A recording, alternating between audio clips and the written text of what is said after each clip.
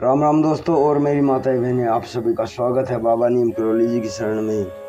आप सभी का स्वागत है मेरी मैया रानी के दरबार में। मेरी आदि पराशक्ति माँ नव दुर्गा सर्वरूपणी माता, सर्वरूपणी माँ, सबके कष्ट हरो माँ, सबके घर आओ, सबके घर खुशियाँ बरसाओ। जय माता की जय।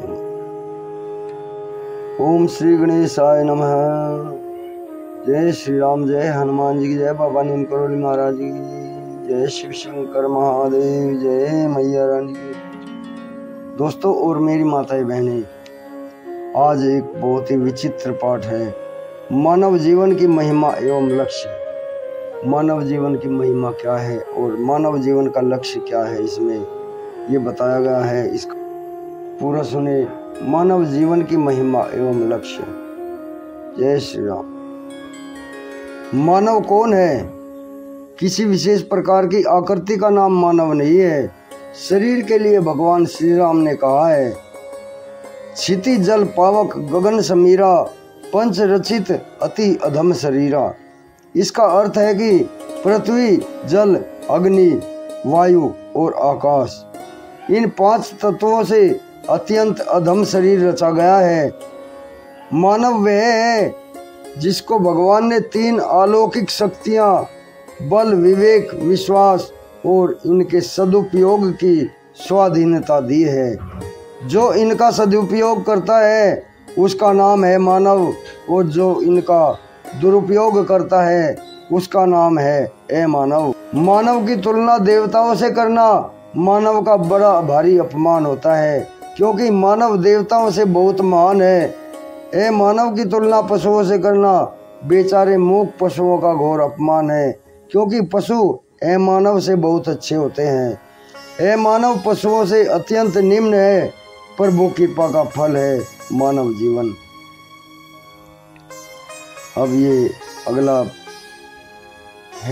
अगला हिंट्स है, प्रभु कृपा का फल है मानव जीवन। मानव जीवन भगवान की कृपा से मिलता है।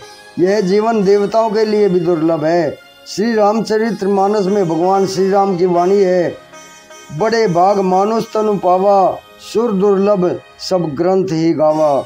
कब हुक करी करुणा नर देही, कब हुक करी करुणा नर देही, देत ईश बिनु हेतु स्नेही।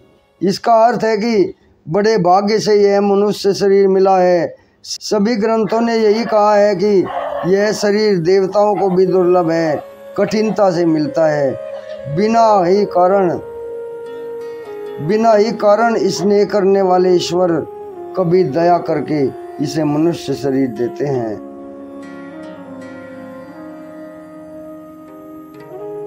बिना ही कारण स्नेह करने वाले ईश्वर कभी दया करके इसे मनुष्य शरीर देते हैं। आपके पास पुरुष का शरीर है तो आप मानव है, स्त्री का शरीर है तो भी आप मानव है। महिमा एवं लक्ष्य। अब मानव जीवन की महिमा और लक्ष्य। मानव जीवन में आप 3 विशेष कार्य कर सकते हैं: परम शांति की प्राप्ति, जीवन मुक्ति, परम शांति की प्राप्ति, जीवन मुक्ति और भगवत की प्राप्ति। परम शांति का अर्थ है चिंता एवं दुखों को मिटा लेना। बड़ी से बड़ी शारीरिक, पारिवारिक, आर्थिक, व्यावसायिक प्रतिकूलता में लेस मात्र भी दुख, चिंता, तनाव, अशांति, निराशा, डिप्रेशन ना होना। जीवन मुक्ति का अर्थ है अपने लिए किसी भी नाशवान वस्तु, व्यक्ति, परिवारजन, शरीर, इंद्रियां आदि की जरूरत महसूस न होना। भगवत भक्ति का अर्थ है हर समय, हर स्थान पर, हर परिस्थिति में एवं शरीर के नाश के समय सही रूप में भगवान की अखंड स्मृति बनी रहना और उस स्मृति के आधार पर रोम रोम में आनंद की लहरियां निकलना है भगवान। इसी का नाम है सादर सुमिरन। सादर सुमिरन जे नर कर ही, भव बारिधि गोपद इवतर ही। इसका अर्थ है जो मनुष्य आदर पूर्वक भगवान का स्मरण करते हैं वे तो संसार रूपी दुस्तर समुद्र को गाय के खुर से बने हुए गड्ढे के समान, अर्थात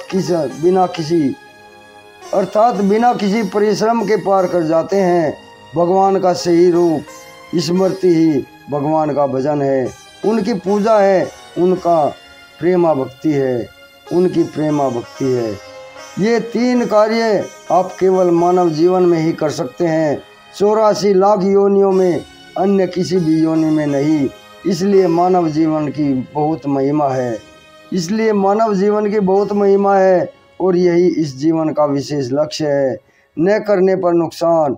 यदि आपने अपने जीवन के लक्ष्य को प्राप्त नहीं किया तो आपको कितना बड़ा नुकसान होगा, यह बात श्री रामचरितमानस में भगवान श्री राम ने बताई है। साधन धाम मोक्ष कर द्वारा, पाई न जेहि परलोक समारा। सो परत्र दुख पावई सिर धुनि धुनि पछताई। सो परत्र दुख पावत सिर धुनि धुनि पछताई। काल ही कर्म ही ईश्वर ही मिथ्या दोष लगाई। जो न तरे भव सागर नर समाज अस पाई। जो सो कृत निंदक मंदमती आत्महन गति जाई। इसका अर्थ है मानव जीवन साधन का धाम, मोक्ष का दरवाजा है। इसे पाकर भी जिसने परलोक न बना लिया वह परलोक में दुख पाता है, सिर पीट पीट कर रोता है, पछताता है, अपना दोष न समझकर काल पर, कर्म पर, ईश्वर पर मिथ्या दोष लगाता है। जो मनुष्य ऐसे साधन पाकर भी भवसागर से न तरे वह कृतघ्न और मंद बुद्धि है। वह आत्महत्या करने वाले की गति को प्राप्त होता है।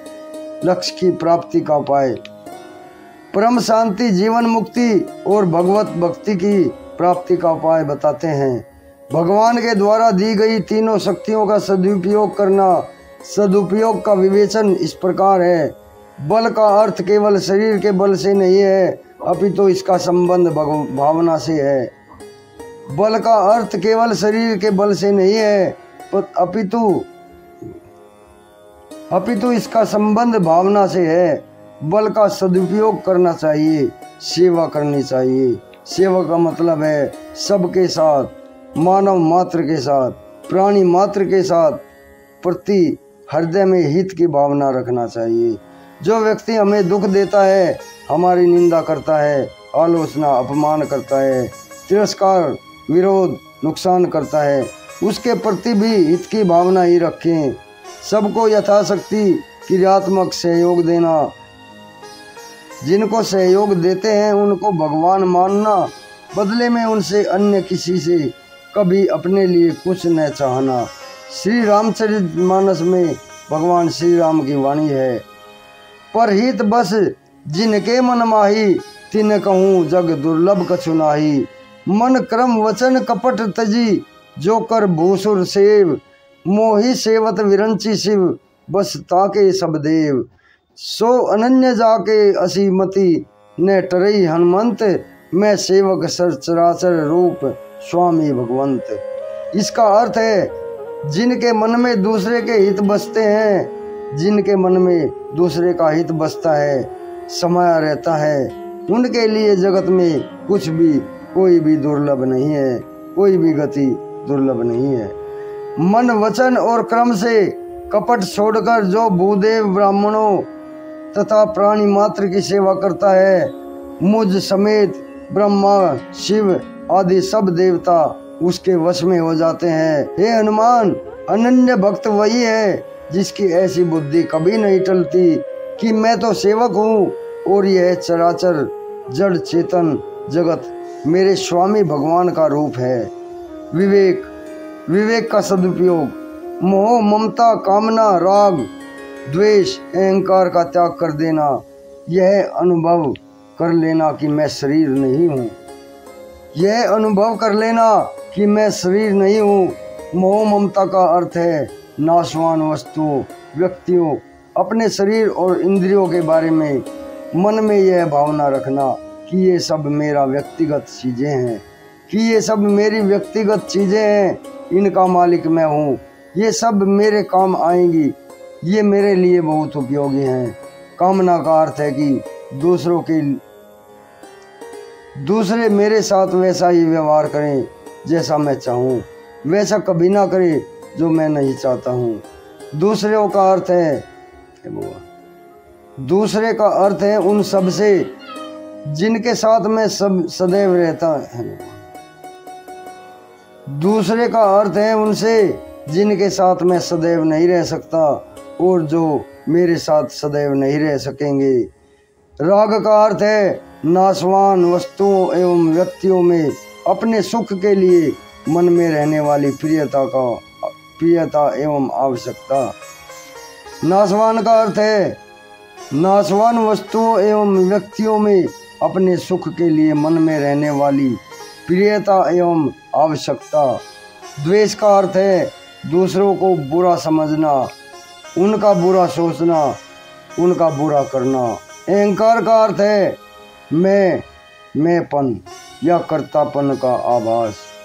मन में यह भाव रहना चाहिए कि अमुक कार्य मैंने नहीं किया।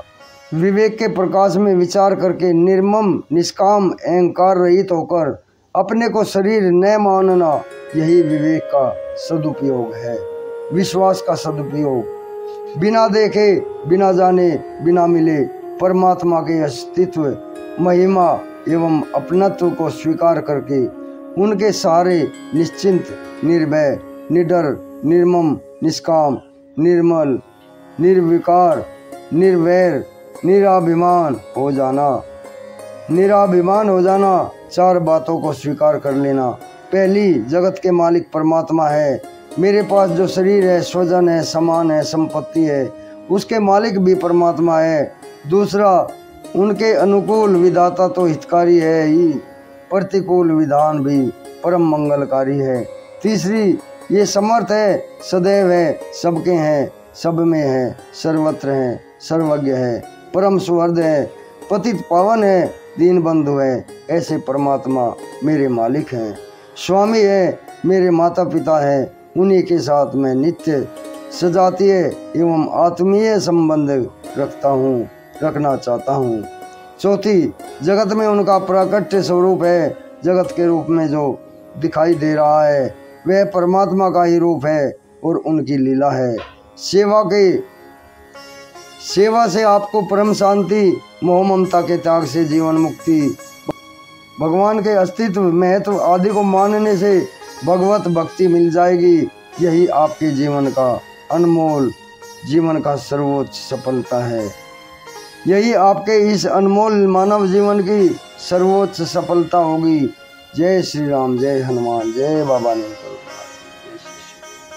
दोस्तों और मेरी माताएं बहनें, बेहद ही प्रभावशाली, अत्यंत दुर्लभ पाठ है, आगे भी शेयर करें। जय श्री राम, जय हनुमान जी, जय श्री राम, जय हनुमान जी, जय श्री। ओम श्री गणेशाय नमः, ओम हनुमते नमः।